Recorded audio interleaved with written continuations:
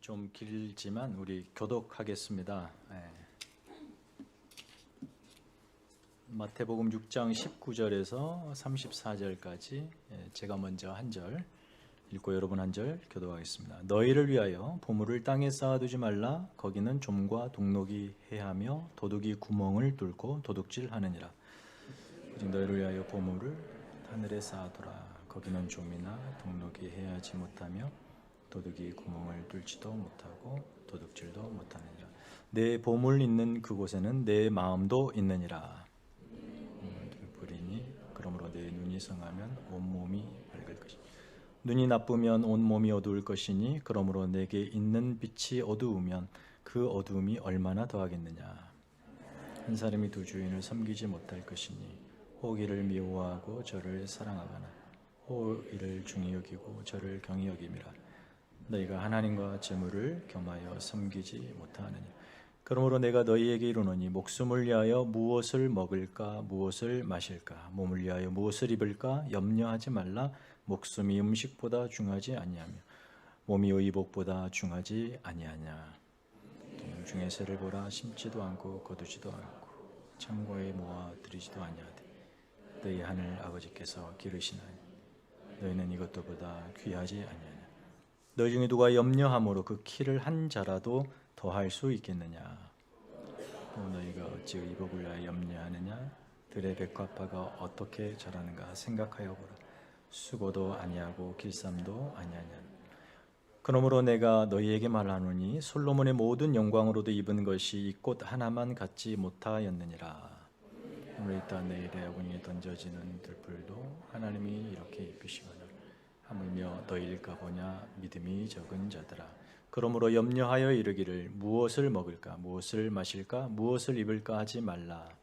이는 다 이방인들이 구하는 것이니 너희 하늘 아버지께서 이 모든 것이 너희에게 있어야 할 줄을 아시니. 우리 다 같이 그런즉 너희는 먼저 그의 나라와 그의 의를 구하라. 그래야면 이 모든 것을 너희에게 더하시리라. 그러므로 내일 일을 위하여 염려하지 말라. 내일 일은 내일이 염려할 것이요 한날의 괴로움은 그날로 족하니라. 아멘. 우리가 지난주에 우리의 신앙생활을 하나님 앞에서 하는가 사람 앞에서 하는가라는 물음을 통해서 하나님 앞에서 종교적 가면을 쓰고 신앙을 연기하지 말고 제대로 진실하게 하나님을 사랑하며 신앙생활 하자라고 말씀을 드렸습니다. 오늘 읽은 이 긴 말씀도 사실 한 문장으로 압축할 수 있다면 바로 오늘 설교의 제목처럼 누구를 섬길 것인가 라고 할 수 있습니다. 신앙생활 당연히 하나님 앞에서 하지요. 누구 앞에서 하냐라고 질문을 했지만 우리가 지난주에 보았듯이 언제든지 우리가 사람 앞에서 우리의 의로움을 과시하며 신앙생활 할 수 있다. 신앙생활 당연히 하나님을 섬기지 누굴 섬기냐라고 하실 수 있지만 뜻밖에도 우리는 하나님을 섬긴다 하면서 우리의 중심에 하나님 아닌 다른 것을 섬길 수도 있다는 것입니다. 근데 그 다른 것이 무엇이냐? 특별히 오늘 살펴볼 말씀은 그 다른 것이 바로 돈이라는 것입니다. 바리새인의 또 다른 신앙의 이 외식적인 행태가 있습니다. 그들은 하나님을 누구보다 사랑하고 또 성전을 그렇게 귀히 여기지만 중심에는 돈을 사랑했습니다. 하나님과 성전을 돈을 모으는 축적하는 수단 또 그것을 활용하는 정치적 기구로 성전을 이용했지요. 무척 사랑했습니다. 얼마나 사랑했으면 과부의 마지막 두 랩돈까지 신앙의 이름으로 빼앗아가는 그런 일까지 벌입니다. 하나님을 사랑한다 하지만 결코 그들은 하나님이 아니라 돈을 사랑했던 것을 보게 됩니다. 저와 여러분은 그렇지 않다고 장담하실 수 있겠습니까?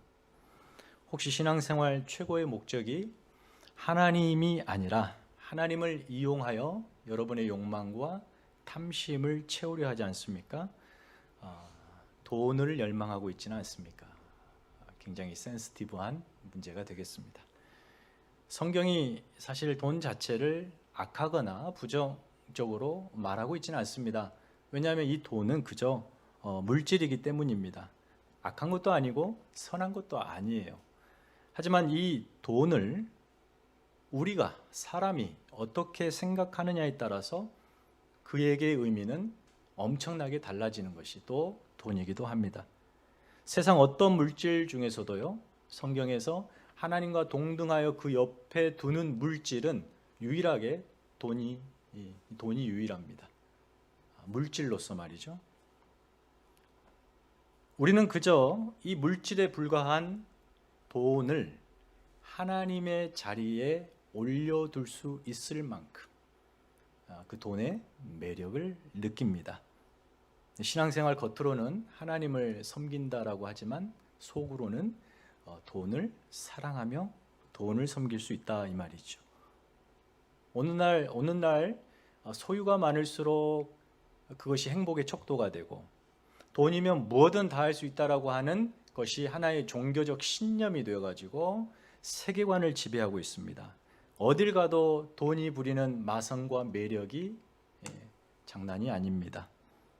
그 속에 사는 우리도 모르게 이 돈을 쫓아 살고 돈을 하나님보다도 의지하며 또 그것을 사랑하고 있지 않는지, 오늘 본문은 특별히 이렇게 이 돈이 사람의 세계관을 지배하고 있는 이 세상 한복판에서 저와 여러분을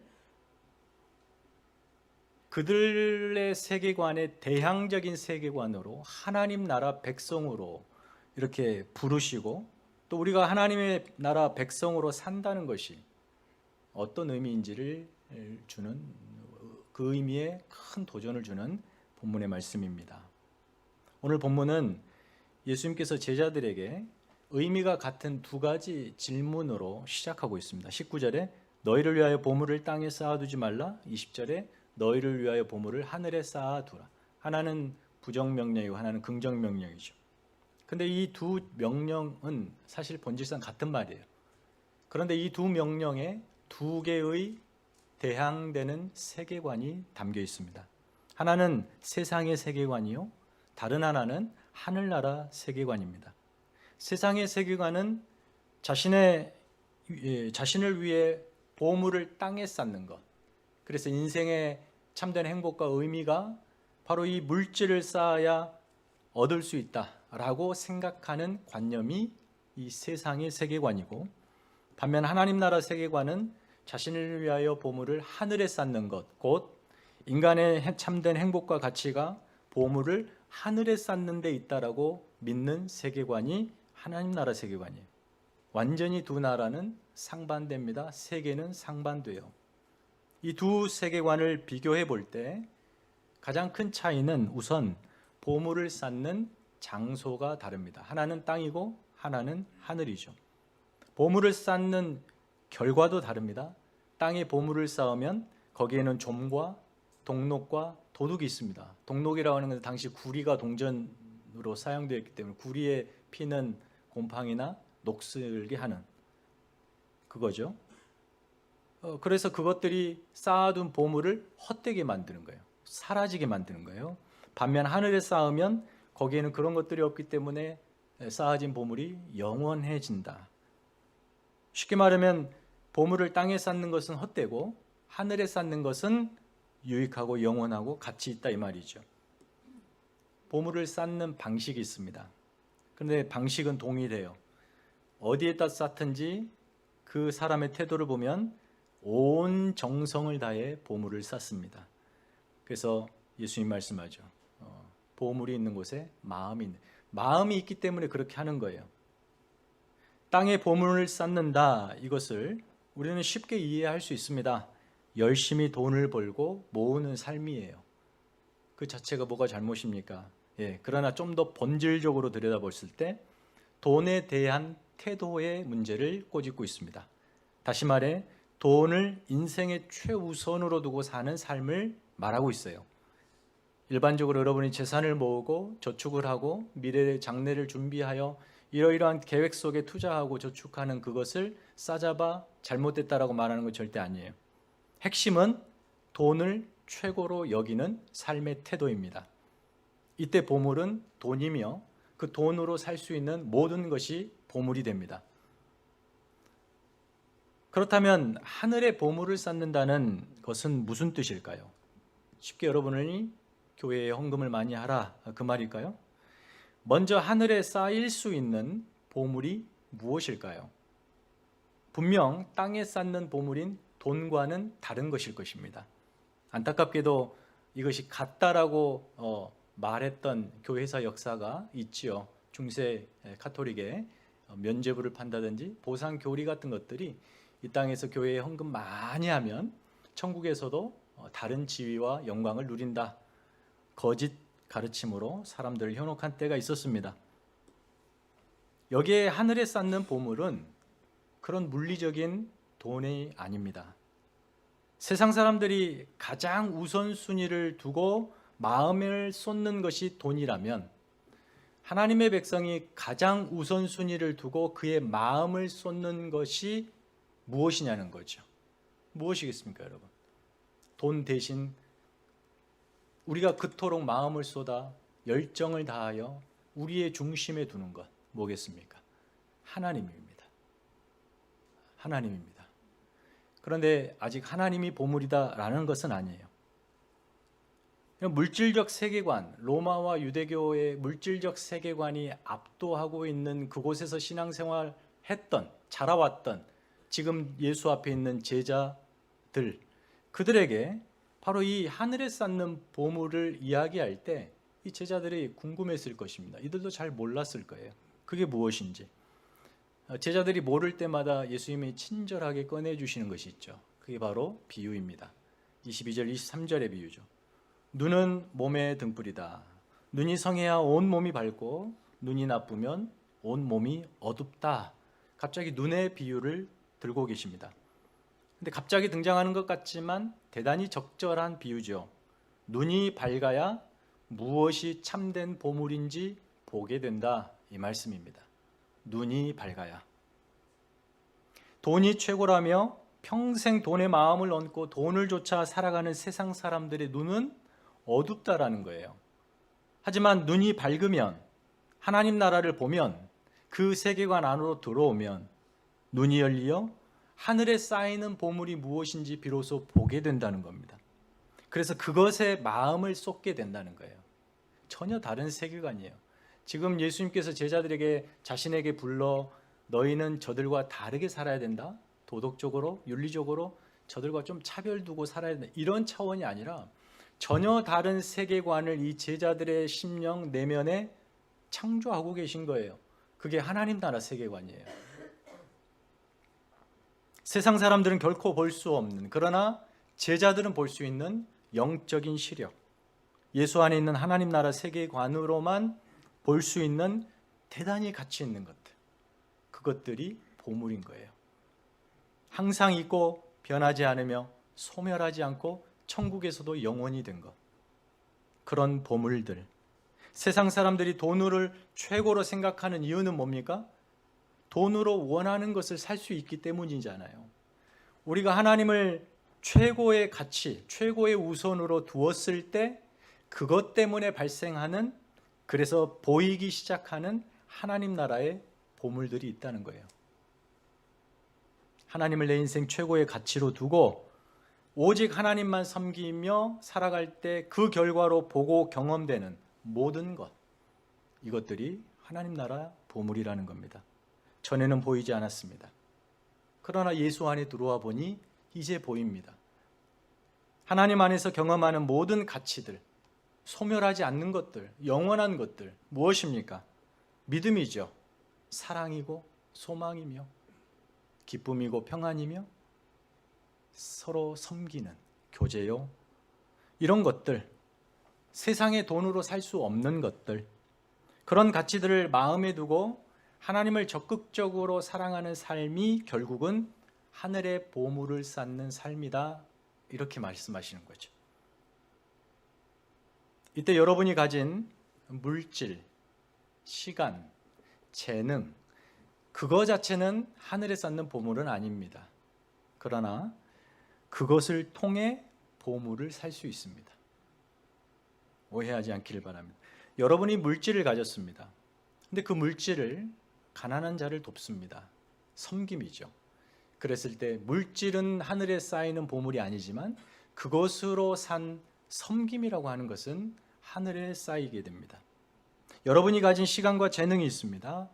여러분을 위해서만 사용하는 것이 아니라 누군가의 유익을 위해서 그들의 삶의 형편을 고쳐주고 또 더 나은 곳으로 이끌어주고 거기에 나의 시간과 재능을 투자한다면, 헌신한다면 그런 사랑의 섬김도 하늘에 쌓이는 보화가 될 수 있습니다. 그것이 바로 결론적으로는 마지막 절에 말씀하는 하나님 나라와 그의 의를 위한 삶이에요. 마태복음 이제 나중에 보겠습니다만 19장에 가면 한 유대 부자 청년이 예수님께 나옵니다. 이렇게 묻죠. 선생님, 내가 무슨 선한 일을 하여야 영생을 얻겠습니까? 그러자 예수님이 10계명을 잘 지켜라 이렇게 이야기하죠. 자신 있게 대답합니다. 나는 어려서부터 그 10계명 철저히 지켰습니다. 그럼 무엇이 더 필요합니까? 돈 많은 청년이 돈도 많으면서 하나님도 잘 섬겼고 또 율법도 기가 막히게 지켰다고 자부하는 거예요. 그러자 예수님께서 그에게 이렇게 말씀합니다. 내 소유를 팔아 가난한 자들에게 주라. 그리하면 하늘에서 보화가 내게 있으리라. 그리고 와서 나를 따르라. 그 말을 들은 청년이 굉장히 근심과 염려에 사로잡혀 있다가 그냥 예수님을 떠나버립니다. 그 떠난 자리 제자들에게 예수님이 이렇게 말씀하죠. 낙타가 바늘귀를 통과하는 것이 부자가 천국 가는 것보다 쉽다. 부자 청년의 자신만만함의 원천은 그가 가진 돈이었습니다. 그에게 돈이 하나님보다 우선했고요. 그걸 아셨던 예수님께서 이렇게 질문하는 것입니다. 너 그 우선순위 바꿀 수 있겠니? 그거 바뀌면 나를 따라와라. 이러는 거죠. 그러니까 예수를 따른다, 예수를 믿고 제자가 된다는 것은 바로 그걸 바꾼 사람들이에요. 저와 여러분 그거 바꾸셨습니까? 여러분의 가장 최고의 우선순위 하나님이 계십니까? 그래야만 되는 제자의 삶이죠. 만일 그가 이 부자가 진심으로 하나님을 최우선으로 두고도 율법을 성실히 지켰다면 예수님의 이 말씀, 너의 재산 다 팔아 가난하게 주라, 가난한 자에게 주라는, 그리고 나를 따라라는 이 말씀을 기쁘게 지켰을 거예요. 하지만 그에게 신앙은 부요한 삶의 하나의 액세서리 정도였고 하나님은 자신의 부를 축적하고 늘리는 수단이었습니다. 사람 앞에서는 내가 하나님을 잘 믿어서 하나님 복 주셔서 이렇게 부자가 됐다라고 떵떵거리게 모두가 부러워하는 시선을 받았지만 그에게 자랑의 근거는 돈이었습니다. 돈을 버리고도 하나님을 사랑할 수 있느냐는 질문 앞에서 그럴 수 없다는 것을 확인하죠. 물론 여러분 오해하지 마십시오. 여러분이 예수를 따른다면 여러분의 재산을 다 처분해라는 것은 아니에요. 중요한 게 뭐겠습니까? 무엇을 우선순위에 두느냐는 거죠. 예수님을 따르려면 반드시 하나님을 우선순위에 두셔야 합니다. 하나님을 최우선으로 둔다는 것은 오직 하나님만 섬기고 오직 하나님만을 사랑의 대상으로 삼겠다라는 거예요. 돈을 하나님보다 더 사랑하지 않겠다는 겁니다. 이게 우리에게 더 실제적인 다짐으로 다가오죠. 돈을 하나님보다 더 사랑하지 않겠다. 그 본문에서 네 소유를 팔아 가난한 자들에게 주라. 그리하면 예수님이 이렇게 말씀하죠. 하늘의 보화가 네게 있으리라. 너의 소유를 팔아 하늘의 보화를 사라는 거죠. 하늘의 보화가 여기서 나오잖아요. 하나님 나라를 봐야죠. 그 가치를 보는 눈이 열려야 자신의 재물로 하늘나라 보화를 살 수 있죠. 그러나 이 부자는 그 눈이 열리지 않아 예수를 떠나고 말죠. 예수님을 따른다는 오늘날 많은 크리스찬들, 저와 여러분을 포함하여 우리가 잘 하나님을 섬기고 싶어 합니다. 그런데 또 내면 한켠에는 돈도 좀 많았으면 좋겠습니다. 그래서 하나님 돈을 좀 잘 벌게 해주십시오. 좋은 직장, 사업이 잘 되게 하시고 또 행운이 따라서 기대하지 않는 어떤 부를 축적하게 하여 주옵소서. 그렇게만 하면 내가 하나님을 사랑하고 헌금도 많이 하고 신앙생활 열심히 하겠습니다. 두 마리 토끼를 다 잡으려는 거죠. 한 손에 재물, 한 손에 하나님. 이게 가능하다라고 생각해요. 그러나 성경은 단호하게 말씀합니다.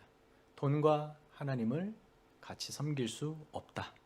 반드시 어느 한쪽으로 기울게 되는데 기울어진 그것을 더 사랑하게 되고 기울어지 않는 그것을 덜 사랑하지 않게 된다는 거예요. 왜냐하면 이 섬김의 문제는 사랑의 문제이기 때문에 그렇습니다. 그래서 오늘 설교의 제목인 누구를 섬길 것인가 이 말은 누구를 가장 사랑할 것인가 이 질문입니다.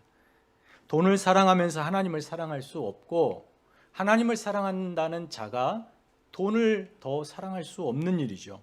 예수님을 따르면서 세상의 욕망을 이룰 수 없습니다. 그걸 하려면 예수님 말고 다른 거 따라가야 돼요. 신앙을 물질적 축복의 수단으로 삼지 마십시오. 그것은 돈을 위해 하나님을 이용하는 바리새적 신앙입니다. 지금 산상수훈을 듣고 있는 제자들은 돈이 전부인 세계관에서 하나님이 전부인 세계관으로 들어왔습니다. 그러면 그 하나님이 전부인 세계관 속에서 하나님이 인정하시는 보물을 쌓는 삶을 살아야죠. 왜요? 이전에 물질이 전부, 돈이 지배하는 세계관 속에서는 돈을 쌓는 것이 행복이라고 생각했기 때문에. 그래서 제자들에게 예수님이 이렇게 말씀하시는 거예요. 너희는 오직 하나님만 섬기고 하나님만 사랑하는 자들이다. 돈을 섬기고 돈을 사랑하는 저 세상 사람들과는 완전히 달라야 된다. 이것이 하나님 나라의 세계관이에요. 하나님을 섬기고 사랑하는 삶은 여러분에게 맡겨진 모든 것들, 물질, 시간, 재능, 그 모든 것들을 하나님을 위하여 사용한다는 것을 의미해요. 왜냐하면 내 중심에 하나님이 계시기 때문입니다. 그분께만 순종하느냐의 싸움입니다.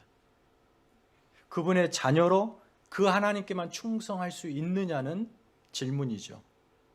그것이 곧 예수를 따르는 삶이며 하늘의 보화를 쌓는 삶입니다. 그래서 이 하늘의 보화를 쌓는다는 것은 우리가 천국 가서 잘 저축하여 그때 누리는 어떤 것이라기보다는 그 보화를 보고 그것을 사고 맛보고 기뻐하고 행복해하는 바로 현재적 복을 갖고 있어요. 그렇게 사는 삶, 하나님 안에서 영안이 밝아져 무엇이 참되고 복된 것인 줄 알아 그것을 붙들려고 애쓰는 삶이 성도의 자랑이고 기쁨이고 명예가 되기 때문에 그건 현재적 축복입니다. 세상 사람들은 자랑할 것이 돈밖에 없어서 돈으로 온갖 자신의 삶을 치장하죠. 하지만 예수 믿는 성도들은 자랑할 게 하나님밖에 없어서 하나님의 성품대로 온갖 자신의 삶을 치장하시면 됩니다. 그렇게 돈과 무관한 삶을 산다면 일상에 먹고 사는 문제는 어떡하란 말인가? 당장 먹고 사는 문제에 대한 염려가 생기지 않겠습니까? 이 제자들도 그랬습니다. 그래서 곧바로 이어지는 말씀이 25절에 그러므로 너희는 무엇을 먹고 마시고 무엇을 입을지 염려하지 말라. 이 염려 문제가 이어지는 것입니다. 여러분 생각해 보십시오. 아까 그 부자 청년이 결국 심각하게 근심하고 예수님을 떠났습니다. 염려하고 떠났습니다. 돈을 쫓아 살며 어떻게든 이 땅에 많은 돈을 쌓으려고 달려가며 인생을 얹고 사는 사람들의 특징이 있어요. 그의 삶에 늘 그림자처럼 따라다니는 것이 있습니다. 그게 바로 염려입니다. 그런 삶은 돈이 많고 적음이 상관이 없습니다. 누구든 돈이 없어도 돈이 많아도 그의 삶을 지배하는 최우선순위가 돈이 돼버리면 그 사람의 인생 내면에는 언제나 가득 찬 염려가 또아리를 틀고 있기 마련입니다. 오늘날 당장 먹고 사는 문제부터 모든 것이 돈과 직결되어 있습니다. 부인할 수 없죠. 소비 없이 하루를 살아갈 수 없는 시대입니다. 그 최소한의 소비를 위해서 우리는 노동이라는 걸 통하여 돈을 법니다. 그렇게 근근히 한 달 한 달 살아가는 사람도 있고, 어떤 사람은 수입이 좀 지출보다 많아지는 때가 있지요. 그러면 이제 그때부터 그 많아지는 여유로 필요한 것들을 하나둘씩 사게 됩니다. 그럼에도 여유가 더 생깁니다. 그때부터는 필요한 것을 넘어서 갖고 싶은 것을 사기 시작합니다. 그런데 거기서 문제가 생깁니다. 갖고 싶은 것은 한계가 없기 때문이죠. 그래서 더 많은 돈을 필요로 합니다. 그래서 더 많은 돈을 갖게 됩니다. 그래서 남들이 갖고 있는 것은 나도 다 갖게 되는 축복을 받죠. 그런 사람이 더 많은 돈을 갖게 돼버렸습니다. 그러자 이제는 남들이 갖지 않는 것을 갖기 시작합니다. 그래서 자신의 남들과 다르다는 것을 그것으로 확인하고 만족하고 내 삶은 복되다라고 자랑하고 살죠. 하지만 자신의 능력이 한계치에 이르렀고, 그럼에도 불구하고 자신이 갖지 못한 어떤 것을 누군가 갖고 있으면 그때는 심한 질투와 시기심에 잠을 못 이루죠. 자신의 인생을 스스로 책임지고 싶은 탐심이라고 하는 것은 작은 풍선에서 한 호흡 주입된 그때부터 시작하여 그것이 터질 때까지 부풀어 오르는 것이에요. 그것을 성취하는 데는 반드시 돈이 필요하죠. 돈이 해줄 수 있는 먹고 마시는, 입고 즐기는 그 즐거움에 사로잡혀 소비적 삶에 길들여집니다. 점차 돈이 나를 지배합니다. 내가 처음에는 돈을 조금 의지했는데 점차 돈이 나를 지배해요. 어느새 돈이 자신의 가장 중요한 그 중심에 자리하게 됩니다. 그리고 선언합니다. 이제부터 네 인생은 내가 통치한다.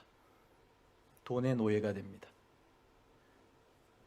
단 하루도 돈 걱정에서 자유롭지 못하고 그 인생은 늘 불안하여 염려함 속에 가득 차 삽니다. 그렇게 돈을 쫓아 사는 사람은 점점 그의 인격은, 그의 내면은, 그 인성이라는 것은 서서히 빠져나가고 물성으로 가득 찹니다. 인향이라 그러죠. 사람 냄새는 사라지고 돈 냄새밖에 없습니다. 그의 생각, 그의 언어가 다 돈에 관련된 이야기들이에요. 그러면 사람이 물질이 되는 것이에요. 그러나 우리는 전혀 다른 세계관 속에 들어와 있습니다. 예수 안에서 시작된 하늘나라, 그 하나님 나라 세계관 속에 들어온 자들이에요. 돈과 하나님을 겸하여 섬길 수 없듯이 하나님을 섬기는 자 내면에 염려가 깃들 수 없다는 거죠. 왜냐하면 하나님을 섬기는 우리는 하나님 안에서 그분의 필요로, 그분이 넉넉히 그 필요들을 채워주시기 때문입니다. 그래서 우리 내면에 하나님과 돈이 양립할 수 없듯이 하나님을 향한 믿음과 염려가 양립할 수 없습니다. 염려가 있으십니까? 여러분의 믿음이 약해졌다는 증거입니다. 믿음이 있으시면 염려는 사라지게 되어 있습니다. 제자들이 어떤 존재로 부름을 받았는지 우리가 내내 이제 계속 보겠습니다만, 오늘 본문에서만큼은 그들이 예수님을 따름에 있어서 너희들 스스로 먹고 입고 마시는 그 문제로 너희는 이제 걱정할 필요 없다. 하나님이 너희의 모든 필요를 채우실 것이다 라고 하시는 겁니다.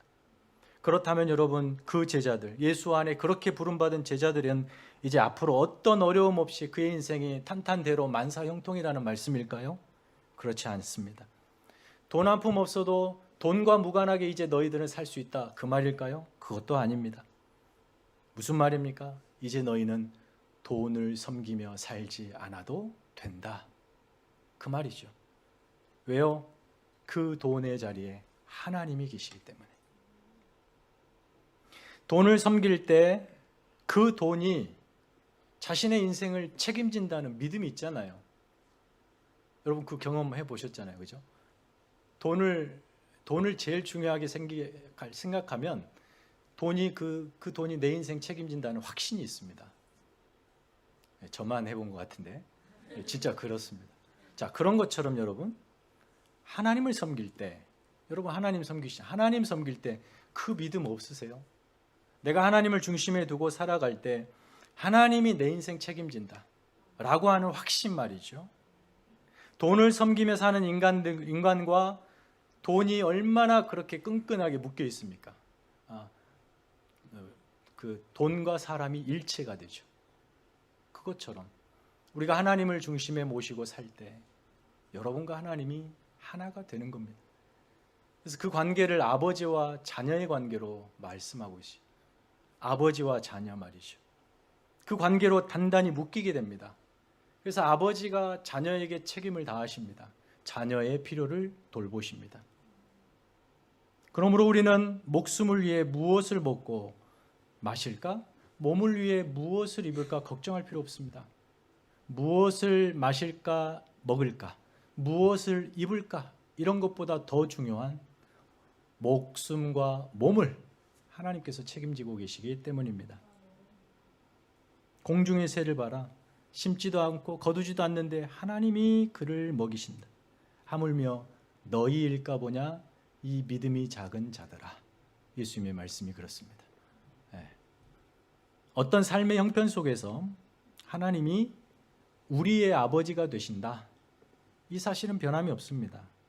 따라서 그분의 돌보심 아래서 어떤 현실도 우리는 넉넉하게 견디고 이길 수 있습니다. 혹 그럼에도 불구하고 여러분 안에 믿음이 조금 부족하여 염려가 있을 수 있습니다. 염려가 있을 수 있어요. 우리 27절 한번 다 같이 읽겠습니다. 시작. 너희 중에 누가 염려함으로 그 키를 한 자라도 더할 수 있겠느냐. 너희 중에 누가 염려함으로 그 키를 한 자라도 더할 수 있겠느냐. 좀 번역상에 다른 선택지가 있습니다. 거기에 키라고 하는 헬라어 단어를 목숨이라고도 번역할 수 있습니다. 그리고 한자라고 하는 게 45cm거든요. 그 한자도 한 시간으로 번역할 수 있어요. 괜찮습니다. 그렇게 하셔도. 근데 지금 이 문맥상 무엇을 강조하냐면 네가 염려하여 그 조그만 것이라도 네가 해결할 수 있겠느냐, 이런 맥락이기 때문에 네가 염려하여 키를 45cm를 더할 수 있겠느냐, 그럼 염려해야죠. 그죠? 근데 그런 의미보다는 네가 염려함으로 네 인생, 여러분의 인생 예를 100세라고 하십시다. 그걸 시간으로 따져보세요. 헤아릴 수 없는 많은 시간이잖아요. 그 많은 시간 속에 네가 염려하여 단 한 시간을 더할 수 있다면 염려하라는 거예요. 그러나 그럴 수 없다는 거죠. 여기 키로 번역된 것을 목숨으로, 한 자로 번역된 것을 한 시간으로, 그렇게 해석해야 맥락에 좀 더 맞겠다 이 말이죠. 지금 염려한다고 지극히 작은 것이라도, 것 하나라도 네 스스로 할 수 있느냐? 그럴 수 없다는 거예요. 그러므로 무엇을 먹을까, 마실까, 입을까 염려하지 말라. 너희 하늘 아버지께서 이 모든 것이 너희에게 있어야 할 줄을 아시느니라. 이게 무슨 말이지?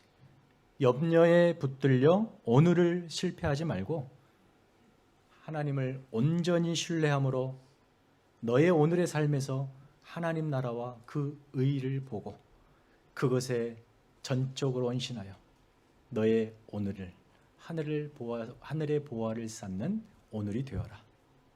그런 말씀이죠. 하나님 나라와 그 의를 위해 사는 삶에 헌신하는 데는요, 대단한 열심이 필요합니다. 물질을 벌고 돈을 쌓는 그 일에 정말 목숨 바쳐 하듯이 하나님을 사랑하고 하나님을 섬기는 일에도 그리하셔야 합니다. 하늘의 보물을 쌓기 위해 하나님만을 섬기고 하나님만을 사랑한다는 것에 목숨 걸어야 된다 이 말이에요. 그 과정에서 마주하는 어려운 일들, 거기 앞에 잠시 염려할 수 있습니다. 근심할 수 있어요. 그러나 쉬 떨쳐버릴 수 있습니다.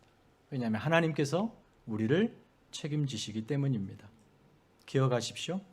여러분은 하나님의 온전한 통치 아래서 하나님의 의에 줄이고 목말라 하는 세상 속에서 소금과 빛의 삶을 사는 자녀들입니다. 결코 여러분의 운명을 여러분 스스로 책임지려 하지 마세요. 그러는 순간 여러분에게 필요한 것은 돈입니다. 그러는 순간 돈을 쫓아 살아가게 되고 어느 순간 돈이 여러분의 중심에 앉아 있게 될 것입니다. 돈이 만들어내는 세계관을 자랑하며 살아가는 저 세상 사람들과 여러분은 다릅니다. 하나님 나라, 그 하나님 나라 세상 속에 펼쳐지는 하늘나라의 가치를 세상 앞에 증언하는 자로 세상 속으로 보냄을 받고 있습니다. 그러므로 그 과정에서 마주하는 어떤 현실들, 여러분 두려워할 것 없습니다. 염려할 것 없습니다. 물론 돈 때문에 생기는 수많은 염려, 결코 그것을 만만한 단순한 문제로 말씀드리는 것은 아닙니다. 만만치 않죠. 이민 생활에 필요한 것이 참 많습니다. 매달 정확하게 날아드는 청구서는 가까이 있고 하나님은 늘 멀리 있는 것 같아요. 그런 현실의 반복입니다. 지출은 지속적으로 늘어가는데 수입이 따라오지 못해서 염려가 늘 한켠에 자리하고 있죠. 매일 돈에 대한 압박이 현실인 세상 속에 우리가 살고 있습니다. 그러나 우리 사랑하는 성도 여러분은 어떻게 거기서 살아야 될까요? 우리의 시선을 하나님께 놓쳐버리면 금세 우리의 시선을 돈이 빼앗아갑니다. 그러면 거기서 모든 것을 놓치게 돼요. 반대로 하나님을 붙들게 되면 어떤 현실 속에 있더라도, 어떤 압박이 온다 하더라도 거기에 답이 있습니다. 하나님께서 여러분에게 평안을 주실 거예요. 풀어갈 지혜를 주실 겁니다. 기회를 주실 거예요. 말씀을 맺으며 오늘의 설교의 결론을 전도서 말씀으로 하고 싶습니다. 전도서 7장 13, 14절 말씀을 제가 읽어드릴게요. 하나님께서 행하시는 일을 보라. 하나님께서 굽게 하신 것을 누가 능히 곧게 하겠느냐. 형통한 날에는 기뻐하고 곤고한 날에는 되돌아 보아라. 이 두 가지를 하나님이 병행하게 하사 사람이 그의 장래 일을 능히 헤아려 알지 못하게 하셨느니라. 오늘을 하나님으로 만족하며 하나님 안에서 마음껏 누려라. 네 인생 하나님 손에 있다. 이 말씀이죠. 그러나 그 과정에서 지금 여러분이 형통하십니까? 삶이 술술 잘 풀리고 있습니까? 기뻐하십시오. 그리고 감사하십시오. 하나님께 찬송하십시오. 그러나 그 자리에서 결코 자만하지 마십시오. 여러분이 그때 해야 할 일이 있습니다. 그 모든 것이 하나님이 나를 돌보신 은혜의 결과라고 선언하셔야 되고, 그 다음에 그 결과로 얻어진 것이 무엇이든, 그게 물질이 되었던, 시간이 되었던, 재능이 되었던, 그것을 통하여 하늘 보화를 쌓는 기회를 찾으십시오. 눈을 열어 사방을 살펴보세요. 하나님이 내게 왜 그런 형통의 날을, 시간을 주셨는지 답을 얻으셔야 합니다. 그리고 그 시간에 헌신하셔야 돼요. 그 일에 헌신하셔야 돼요. 여러분이 지금 공고하십니까? 뜻대로 일이 풀리지 않고 의도치 않게 어려움 앞에 마주서 있습니까? 그래서 염려가 됩니까? 염려하지 마십시오. 그때이면 더 하나님을 신뢰하고 네 중심에 과연 내가 있느냐라고 물으시는 하나님의 교훈이자 하나님의 가르치심입니다. 뒤를 돌아보세요. 오늘 말씀, 전도서의 말씀처럼 뭐라고 나오냐면 공고한 날에는 되돌아보아라. 뒤를 돌아보세요. 여러분과 여러분 가정에 지금까지 베푸신 하나님의 은혜를 헤아려 보세요. 하나님이 실수하셨습니까? 하나님이 부족하셨습니까? 물론 여러분 마음에 좀 안 찰 수는 있어요. 워낙 여러분의 욕망이 커서. 그러나 여러분, 하나님은 결코 실수하지 않으셨습니다. 하나님이 굽게 하신 것을 누구도 곧게 할 수 없습니다. 그 하나님이 여러분의 삶에 지금 함께 하십니다. 여기까지 나와 내 가족을, 우리의 교회를 인도하셨다면 이제 지금부터 내일을 하나님이 인도하실 것입니다. 신실하신 아버지가 우리를 책임지실 거예요. 그러므로 우리는 염려할 필요 없다는 거예요. 돌아보십시오. 그리고 그 자리에서 감사하십시오. 여전히 신실하신 하나님을 신뢰하시며 나도 모르게 들어와 있는 내 안의 염려들을 떨쳐버리십시오. 특별히 여러분, 내일 일을 오늘 염려하지 마십시오. 어차피 내일 책임질 능력이 우리에게는 없다고 전도서가 말하고 있어요. 사람이 그의 장래일을 능히 헤아려 알지 못하게 하셨다. 하나님이 그리 하셨답니다. 여러분은 내일을 책임질 능력이 없어요. 내일을 책임져 보려고 하니까 돈이 필요한 거예요. 그러나 여러분, 하나님 백성은 오늘 하나님이 책임지셨듯이 내일도 하나님이 책임지십니다. 우리는 다만 오늘 하나님을 섬기고 그 하나님께 감사하며 살아야 합니다. 여러분이 그토록 열심을 내었던 돈에 대한 애정, 애착, 그 열망, 하나님 사랑하는데 그렇게 한번 해보십시오. 그러면 여러분의 삶에 하늘 보화가 가득할 것이고 여러분의 어떤 삶의 형편에서도 하나님을 향하여 감사가 풍성하게 터져 나올 것입니다. 다 함께 일어서 찬양하겠습니다. 아무것도 나의 힘이 되신 여호와. 우리 시간에 눈을 감고 여러분 가슴에 손을 얹고 여러분 자신에게 한번 물어보십시오. 이 내 가슴, 이 가장 깊은 그 중심에 과연 누가 자리를 차지하고 있는지. 하나님이십니까? 돈입니까? 두 가지밖에 없습니다. 하나님이든 돈이든. 내가 하나님을 사랑합니다, 하나님을 믿습니다, 하나님을 신앙합니다 하면서도 얼마든지 우리 중심에 돈을 둘 수도 있다는 것이죠. 두려운 일이죠. 우리는 그런 존재로 부름받지 않았는데, 그런 세계에 들어와 있지 않는데 그렇게 살고 있다는 것은 두려운 일입니다. 그것은 우리의 삶이 아닙니다. 우리는 오직 하나님을 가장 중요한 중심에 두고 최우선으로 하나님 사랑하는 일을 붙들고 살아가는, 그렇게 하늘 보화를 쌓는 하나님의 백성들입니다. 세상이 볼 수 없는 눈을 가지고 세상 속에서 하나님 나라를 증언하는 자들입니다. 우리가 똑같이 세상 사람들처럼 돈을 쫓아 살아가면 우리는 하나님을 증언할 길이 없습니다. 오히려 철저하게 타락한 종교자일 뿐입니다. 자신을 돌아보시고 내가 하나님을 절대 내 인생의 중심에서 다른 것으로 대체하지 않겠습니다. 하나님만 섬기고 하나님만 사랑하겠습니다. 고백하는 기도로 나아가십시다. 하나님 아버지 감사합니다. 하나님께서 행하시는 일을 보라. 하나님께서 굽게 하신 것을 누가 능히 곧게 하겠느냐. 형통한 날에는 기뻐하고 곤고한 날에는 되돌아 보아라. 이 두 가지를 하나님이 병행하게 하사 사람이 그의 장래일을 능히 헤아려 알지 못하게 하셨느니라. 이제는 우리 구주 예수 그리스도의 은혜와 하나님 아버지의 크고 놀라우신 사랑과 성령님의 교통하심이 하나님 나라 안에 들어온 자로서 하나님 나라의 세계관을 가지고 그렇지 않는 세상 속에 살아가며 오직 하나님의 자녀로 살겠노라, 오직 하나님만 섬기고 하나님만 사랑하며 살겠노라 하지만은 사랑하는 성도들의 머리 위에 저들의 가정과 특별히 직장과 일터와 사랑하는 자녀들을 위해 이제부터 영원까지 함께 있어야 할지어다. 아멘.